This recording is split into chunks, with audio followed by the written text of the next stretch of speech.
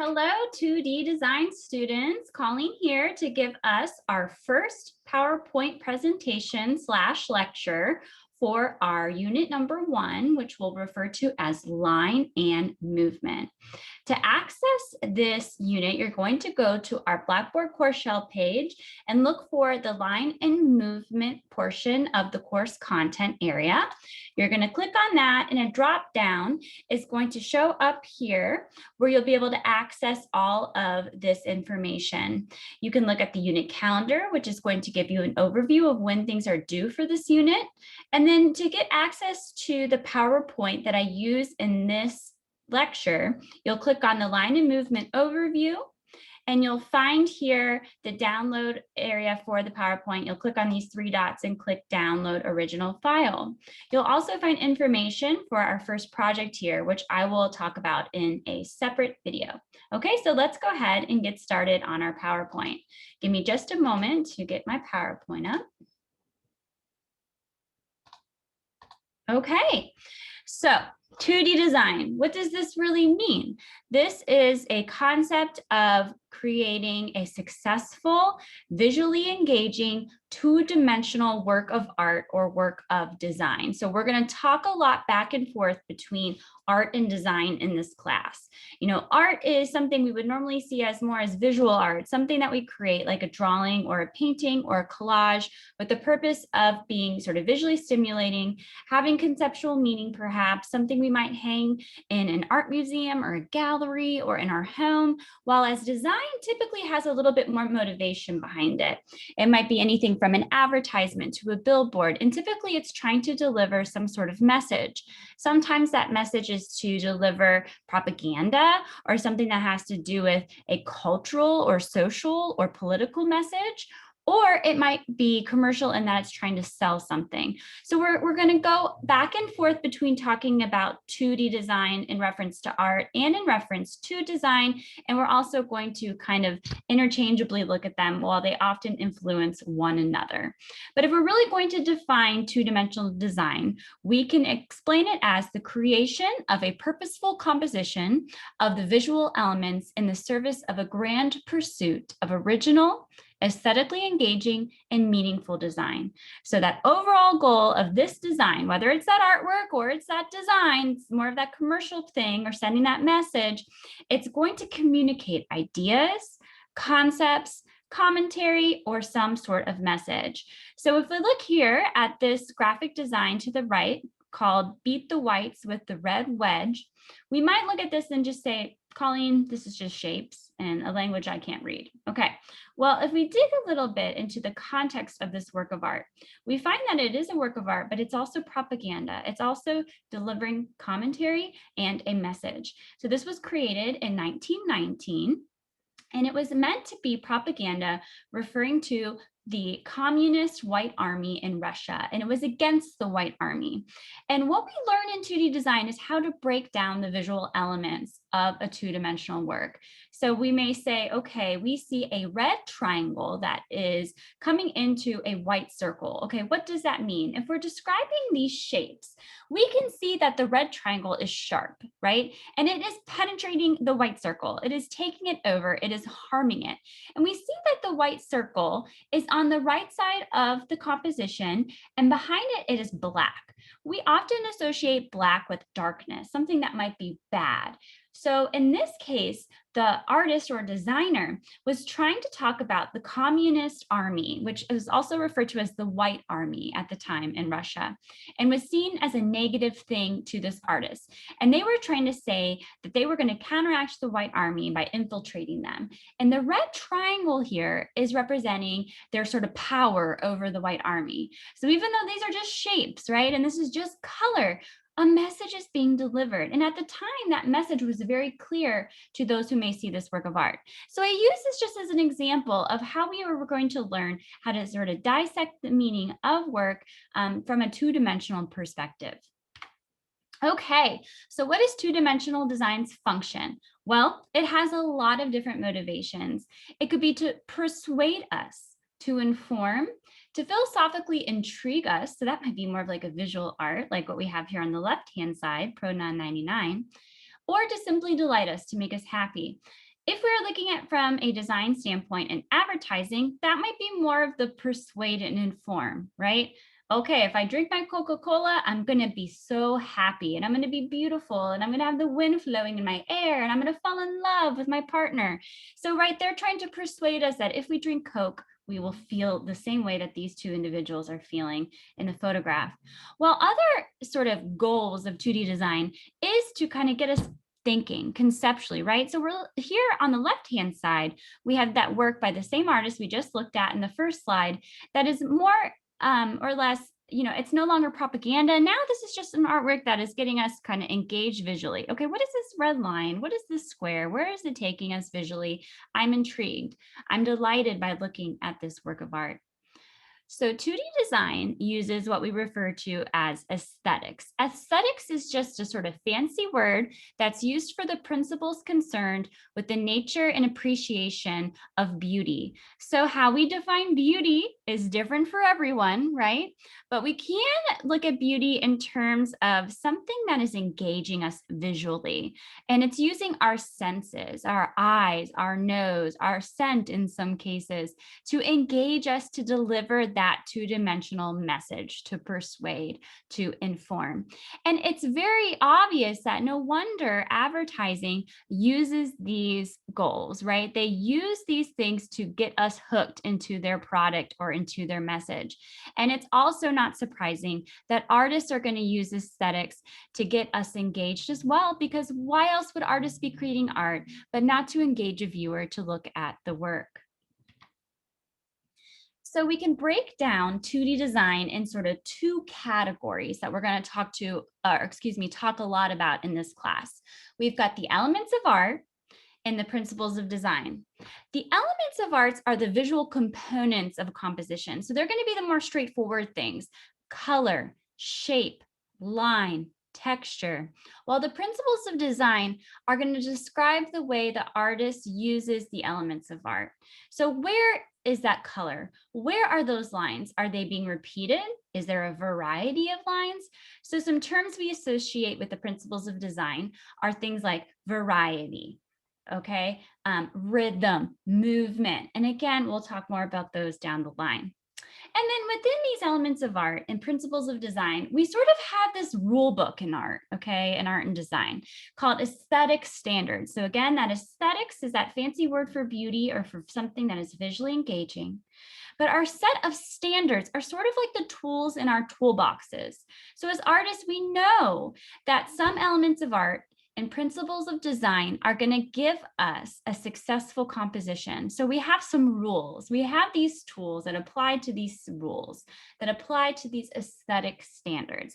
And we're going to utilize them through learning about the elements of art and principles of design.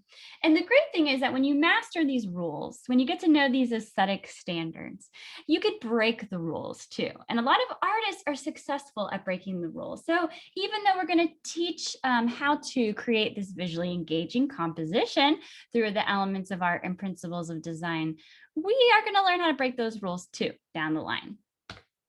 And that will make more sense later. Okay, so the first element of art that we're going to learn about today is the most important in my opinion, and that is line. So line can be defined as a continuous mark that is made on a surface by a moving point, or it can be referred to as a path traced by a moving point. So here we see from A to B. There are all kinds of ways that we can describe line, right? We can define line as long, as short, as broken, wavy, vertical, horizontal. And we're going to think about this variety of line for our first art project that we're going to be creating. There are different types of line, like curvy and rectangular or diagonal, etc. But there's also different strategies for creating line. And one of those strategies that artists are really well known for using is implied line. And this is going to be an interrupted directional line. So it's not an actual line. It's not going from point A to point B, but it's more of the implication of a line where your mind's eye is forced to follow it. It's almost like stepping stones, right? If we're going to look at this work by Cy Twombly on the right, we see these cloud-like forms. As we go, typically in our culture, we read from left to right. So we'll go from left to right and kind of jump around to create this implied line. And then here on the bottom left-hand portion of the screen, we see some more straightforward implied lines. So why should artists and designers use implied line? Well, it's going to get us through the composition. And when I say composition in this class, I mean the two-dimensional work of art that we're looking at. So it's keeping us engaged. It's giving us a directional line for us to follow within the composition.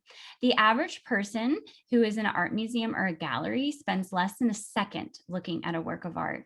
We have to get the viewer engaged somehow, right? We have to get them into the composition to look around and keep them looking, because that's our goal as both an artist and a designer. The longer the person stays with the work, the more effective it may be. And a line that is implied creates those stepping stones for the viewer. It allows them to sort of jump into the piece and to be guided to look at all of the other great things that are happening in the composition, like color, texture, etc. So along with implied line is this theory of what we call the Gestalt principle. And this has to do with why we follow those implied lines, why naturally our brain wants to jump around to those stepping stones and create sort of this whole. So what I mean by that is that our mind is compelled to seek closure, balance, and conclusion. It is human nature to seek these things. And our brain wants to fill gaps. So if something is missing, our brain will naturally want to go in and fill that gap. And artists and designers have figured this out as a strategy, because if we create the gap, if we create something that is forcing our mind to move around and to fill the gap, our mind is engaged, and our eyes and our senses through aesthetics and beauty is engaged. We want to look at the work and we want to spend time with it. So this compulsion to fill a void and to see a complete whole is due to our human instinct to create a sense of order and contentment. Once we get order, we feel safe, right? So this is really human nature here. So a couple examples of this. On the left, we have this work by Cy Twombly, which even though this loopy line that's dripping paint is interrupted, right? There's gaps in it, our mind still loops to it. And we typically, again, in our culture, read it from left to right. More obviously, on the right, we have this work of installation art by Tom Friedman, which is actually three-dimensional. So I'm breaking my 2D rules to show you this example. And what we can see here as we stare at it is actually the gestalt of a cube. So my mind's eye sees these corners, and I spend some time looking at these corners, and my mind's eye fills in the gap to create a cube. And Tom Friedman is very aware of Gestalt theory in this work. He's wanting to get us engaged and to complete this to create that sense of order and therefore create that sense of contentment. A couple other words we use to describe line that we typically associate with drawing is an outline or a contour. So these are strategies that artists and designers use when using line in their works. So an outline is going to describe the outer edge of an object in a very simplified way. It's very straightforward. While a contour is a line that is going to describe the whole object with varying detail and complexity. So here on the right-hand side, we see a banana and an apple. The outline is defining the outside of the form. So this sort of outline is flat, right? So if we just were to draw the outline of the banana and the outline of the apple, the drawing would appear flat. But contour is going to create three-dimensional aspect. So a lot of what we do in 2D design is to create the illusion of something that's three-dimensional, right?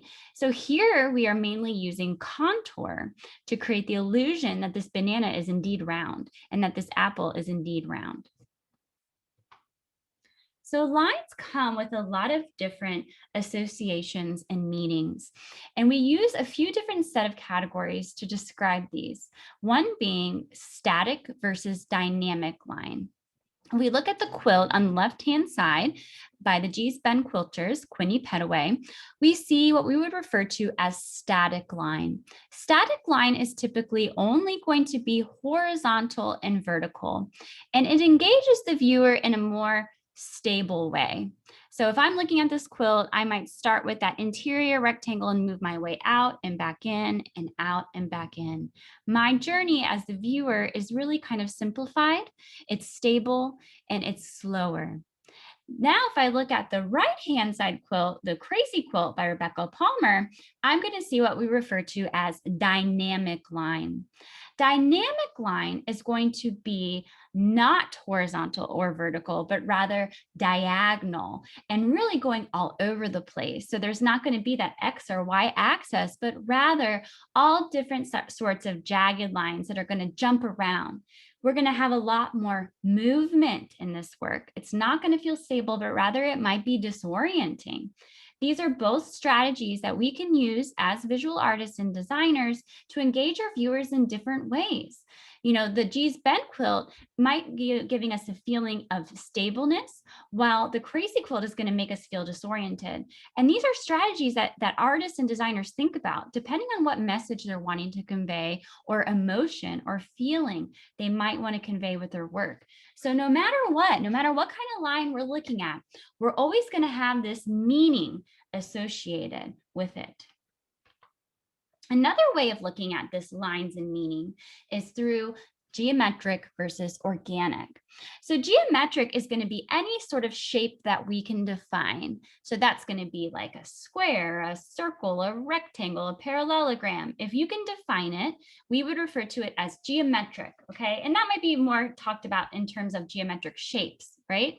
But lines create shapes, so we have to sort of interplay those two terms. And a geometric line, again, is going to be using more horizontal and vertical. So like this work on the left-hand side with the circles that are overlapping each other, we see mostly geometric lines. Organic line is going to be more defined as dynamic and as more curvular or jagged, not using that XY axis, not using any sort of defined shape. It's also referred to as an abstract shape. So an organic line or an organic shape is not going to have a definition. So if you look at the artwork or the design, like the one on the right-hand side here by Tracy Shang, you're going to not be able to define it. You're not going to say, oh, well, you could say, oh, that looks like a ribbon or something, but it's not a definable shape, okay? And that is the difference. So again, we create different associations and meanings with geometric versus organic.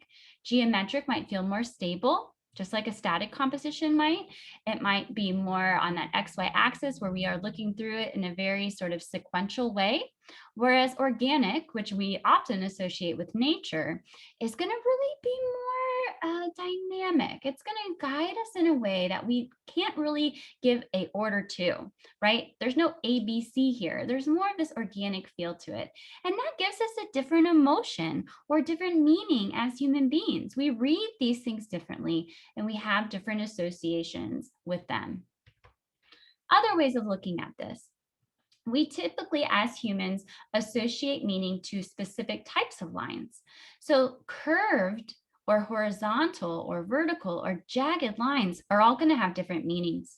We typically look at curved lines and we see comfort and ease because those are those organic lines. They think about nature. So on the right-hand side, we have this painting by Paul Klee of an abstracted flower using very curvular lines that I, could associate with the womb or something that makes me feel cozy or comfortable. Horizontal lines often suggest distance and therefore can suggest calm.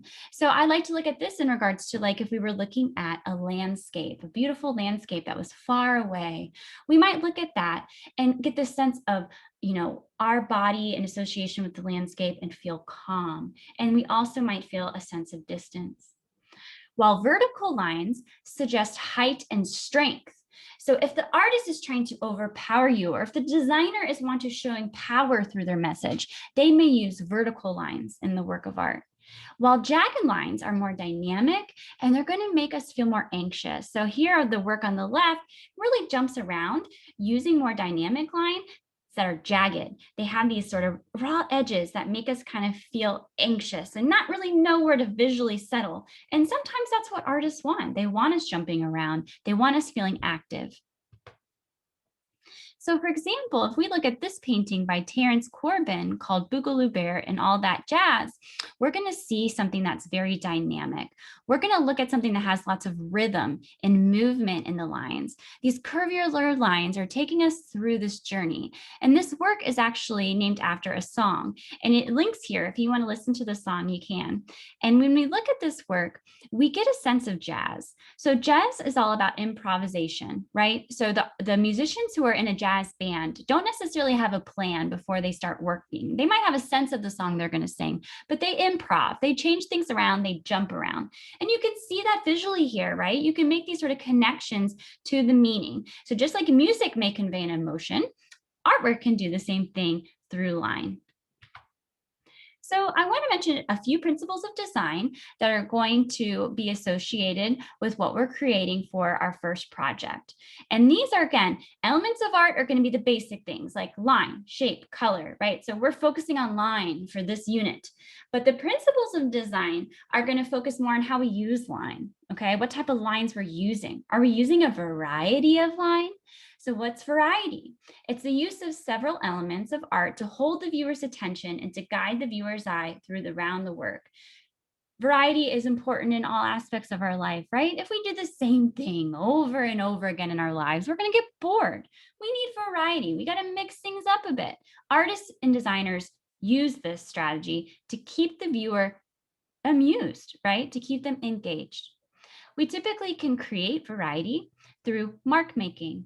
So mark making is a tool typically for drawers, but also painters and really anyone who's using some sort of art tool. It can be virtually, it can be done online, like through graphic design.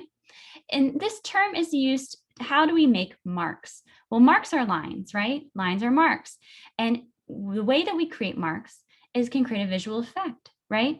And that visual effect might create a variety of lines, patterns, or textures. And then within this, we want to also mention a very important element of art, and that's texture. Because through variety of mark making, we create texture. And what texture is the perceived surface quality of an artwork. So we have visual texture. When we look at something, it might have the illusion of texture. Even though we can't see this boulder that is sitting here, we can kind of think about by looking at the mark making and the variety of mark making, what that might feel like if we were actually going to touch it. So a couple other interrelated principles of design would be repetition and movement. So as you can imagine, just like in the Terence Corbin painting I showed you about jazz, movement can be created through repetition. It can get that viewer of the art or design visually engaged. And that's good, right? We want to get moving. We want to have this active sensibility in the work to get the viewer engaged and looking. So we do that through repetition. And that works with pattern to make the work of art seem active, all right? Even though the work is 2D, it's flat. It can still feel active. It can still have movement. And that is through the sense of pattern, the repetition of an element of art throughout the composition. So here we look at this Judy Plath painting, and we can see that there's lots of different patterns of different kinds of lines. The repetition of those patterns creates movement, right? It gets us going, it gets us moving. So we would define movement as the path that the viewer's eye takes throughout the artwork, okay? So that's gonna be, how do we jump in this work? If we were a teeny tiny little person who jumped into this Judy Plath painting, where would we go? What would we see? Well, we would be jumping around rather, sporadically, okay? We'd be like getting all over the piece. And that is a really great strategy that you can use as an artist. So lastly, we're going to look at the principle of design of a focal point. A focal point is an area of visual emphasis or interest of a composition. The focal area is considered the predominant place where the eye focuses when they're looking at a work of art or a piece of design. Okay, so if we're looking at this Judy Plath painting, it's pretty obvious that the focal point is going to be this yellow portion of the painting. And that's through the use of contrast and color, right? So we have this darker area of the ink blotting, which is very black. So that brings our eye as well. But also the yellow is, pretty powerful. It's hard to fight color. So a focal point is a really great resting point for a viewer. Because if we're jumping around a piece, right, and we're using repetition, pattern, and movement, we need a rest, right? We need a resting point. It's important for that. It gives a place for the viewer to kind of say, okay, what's the most important aspect of the art or design? What do we really want to focus on in terms of meaning? And then also, where do we need that visual resting place? And along with that, we can look at balance, okay? Balance is another way to give us a visual resting point. It's another way for the artist or designer to offer up a sense of ease. Because if we're going to throw in all that movement and repetition into the work, we have to give the viewer some time to settle and some balance. Just like Gestalt theory, where we want to create a sense of order, we as viewers of art and design want balance. It's human nature. So what is balance? Well, we can look at it quite literally, right? If we were balancing on a scale, but usually we're going to be looking at visual weight. And when we refer to balance in this class, which is going to be that distribution of visual weight of objects, colors, textures, and space of the two-dimensional composition. A lot of times we look at balance through what we would refer to as positive and negative space. So positive and negative space is all about visual weight. So when we look at this Kara Walker piece on the right-hand side, we could define the positive space as the area of interest, all right? It's going to be what your forms are made up of. In this case, we have a person who is holding a dish, and then we have these stacked heads. And this work that Kara Walker creates is about the history of enslaved people. So it's very politically charged, it's very intense. And she purposely uses positive and negative space where she wipes out the features and the details to really focus on the meaning of the work, where you can blatantly see on the left-hand side is the enslaved person, on the right-hand side are busts of the enslavers, okay? And it's creating this really stark, striking contrast through positive and negative space. And the positive space is that main focus, okay? So that's going to be, in this case, the black area, while the negative space is that area around it. In this case, it's the white area. So if we're looking at this in terms of balance, if we're looking at the visual weight of black, which is the positive, versus white, which is the negative, black is heavier here. And that's strange, right? Because the black in this case is not taking up as much surface area or square footage, so to speak, of the work. But because the visual weight is on the visual area of interest, that black area, it actually balances quite nicely with the white negative space. If this was to have a whole lot more black positive space, it may kind of be too much, all right? And we would lose our balance. So even though the black and the white are not 50-50 here, they still create balance visually. And the more you start to look at works of art and design and practice that muscle of looking at balance through positive and negative space, the more you'll start to understand that. That will take some time. Here's an example of balance that might be kind of confusing at first, where you're thinking about, okay, we have these duller colors like the pink and the tan and the light blue, and they're taking up a lot of the surface area, right? The square footage of the painting. But the redness, which is taking up less square footage, is balanced. And that's because the red is brighter. The red brings us in more, it engages us more, and it balances out with the duller colors of the pink and the light blue and the tan. So even though they might not be literally taking up the same amount of space, they are balanced through positive and negative space. And again, positive and negative space is more complicated here, right? We can't necessarily define the positive and negative space here, and that's okay. We still can identify balance. We can still say, oh gosh, red is standing out here. It's balancing well out with the other colors. Okay, so I'm going to wrap this up. We're in our next lecture or recording. I'm going to describe our first project, and I'm going to carry on with this PowerPoint. That's going to start with composition strategies in that video. Thanks for listening.